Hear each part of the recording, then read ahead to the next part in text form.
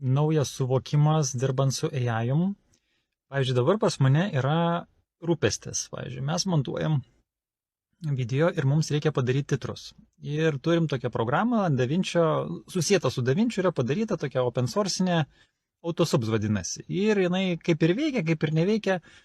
Ir dabar taip galvoju, aš dabar laukiu, kol kūrėjas tą, čia taip gal programą gal taip stipriai pasakyta, ten skriptų rinkinį, pakoreguos, kol ištaisys tas klaidas, nes ten kaip jaunas minulis, tai veikia, tai neveikia.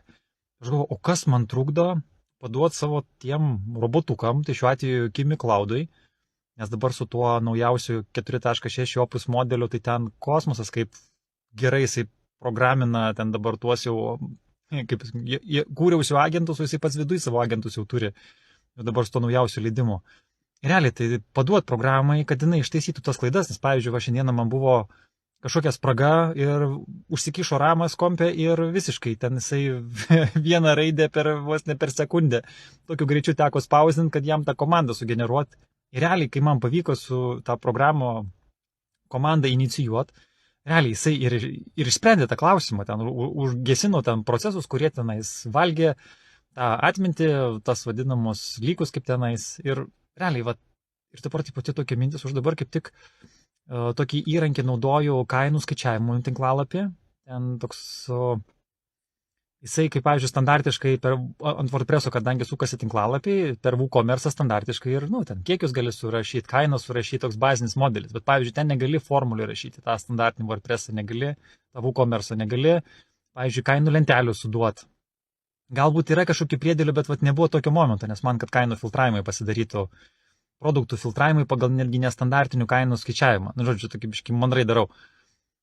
Ir dabar pas mane buvo bėda, kad tas filtras nelabai veikia, tai filtrai jau sutvarkė, viskas okei su tuo, bet tas kainų mechanizmas, kurį vadovau nusipirkęs, ten su neribotu lifetime update'u, ten berods ar 2 ar 300 eurų kainavo. Ir aš dabar galvoju, tai tas pats Cloudas gali paimti tą patį įskiepį ir taip įdomumo dėliai sakau, davai patikrink tą brangų įskiepį, kaip brangų, jis vis tiek sąlyginai, kai nemokama pilna aplinka, o čia ir toks mokamas, kadangi jį retai atnaujina, ir sakau, davai patikrink, ar ten galima jį kažkaip patobulinti, tą pluginą, nes aš kaip tik prieš naujus metus, ten buvo akcija atrakcija, ten berods už 800, ar galima 20 tinklalapį pasijungti, o man minimum kokiem 8 reikia pajungti. Tai dabar, ten porą tūkstančių ten turėtų išleisti versus ten, žodžiu, tai praėjo tas Black Friday ir nenusipirkau. Ir dabar žiūriu, Cloudas jisai patikrino, rado belekiek klaidų, paruošė planą.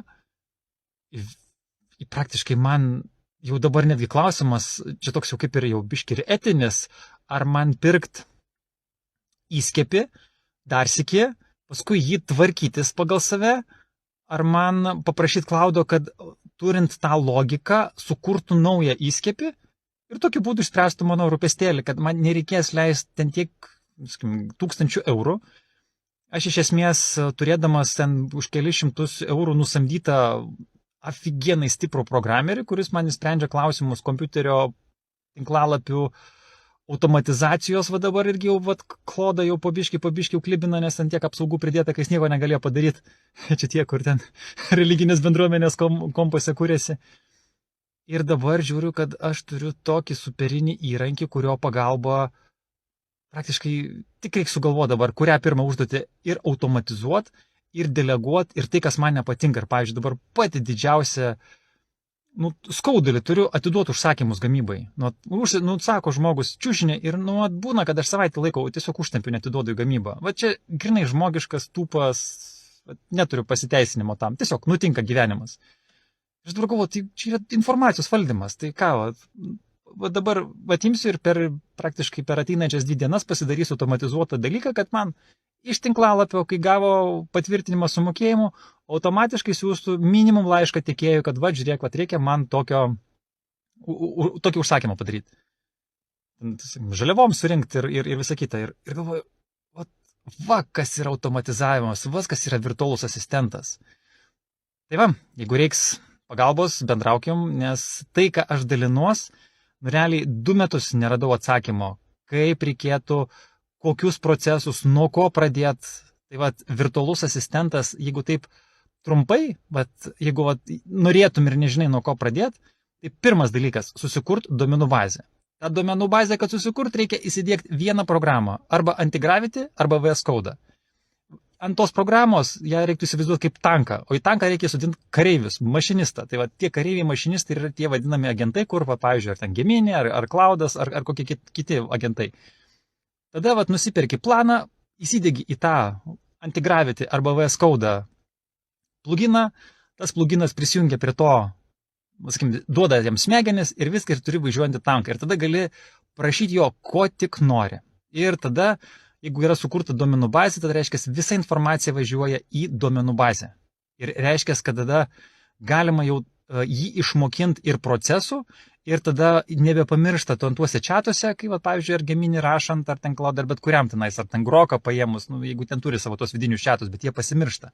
Tai vad, kas gerai turėti savo virtualų asistentą, tai reiškia savo kompę, įdėktą programą, įdėktą duomenų bazę, jis ten viską pats pasidarys. Ir jam tiesiog belieka duoti taisyklės ir vad, pagal tas taisyklės pasidaro ir jis išsprendžia tos rūpestėlius, kurie reikalingi ir dar netgi pataria, galbūt netgi logika neteisinga. Tai va, linkiu klestėt. Įdomus laikai atėjo. Jau atėjo.